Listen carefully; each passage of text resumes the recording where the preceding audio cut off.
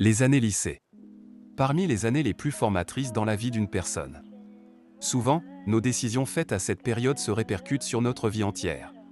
Les bonnes, comme les mauvaises. Hormones, substances, petits amis, notes scolaires. Dans une petite ville, des parents sont allés jusque dans l'extrême, pour que leurs enfants restent sur le droit chemin. Et ça, peu importe le prix. Film et série recap. Bonjour et bienvenue, nous allons voir aujourd'hui un film de 1998, appelé « Disturbing Behavior ». J'espère que vous apprécierez. Le film commence sur une côte isolée pendant la nuit.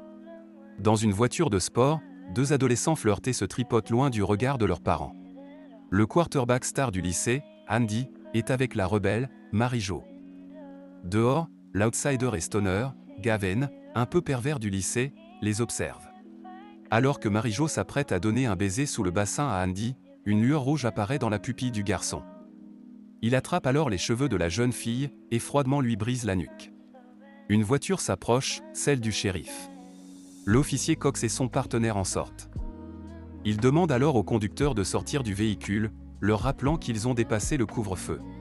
L'officier Cox le reconnaît et entretient des liens proches avec le jeune homme. C'est alors que l'adjoint signale le corps sans vie de la femme. Andy s'empare alors de l'arme du shérif et abat l'adjoint. Après le coup de feu, il sort de sa transe. Le shérif reprend son arme et au lieu de l'arrêter, lui dit de partir. Le tout sous les yeux de Gavin, encore caché. Nous sommes ensuite transportés au lendemain sur le ferry. Il amène au sein de la ville de Cradle notre protagoniste, Steve, et sa famille. Lui, sa petite sœur Lindsay, et ses parents ont décidé de quitter Chicago pour recommencer une nouvelle vie après un tragique décès dans la famille, il y a moins d'1 an. Alors que ses parents tentent de faire comme si rien n'était arrivé, Steve a plus de mal à s'en remettre. À son premier jour à ce nouveau lycée, il fait la connaissance de Gavin et de son meilleur ami, l'albino Suvé. Ils lui font l'état des lieux et présentent les différents groupes du lycée. Les mécanos, les nerds, les skateurs.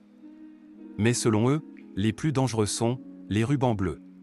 Ce groupe réunit les meilleurs élèves du lycée, en notes académiques, mais aussi en sport, sans compter qu'ils font aussi partie de groupes de charité autour de la ville.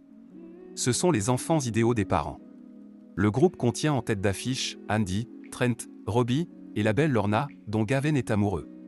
Il a une animosité particulière avec ce groupe qui sème la terreur dans le lycée, en toute impunité. Durant les cours, Dickie, l'un des élèves rebelles du lycée, cause une bagarre avec Trent, un des rubans bleus, promettant de se venger. Le soir même, il est retrouvé par une dizaine de membres du groupe. Armés de barres de fer,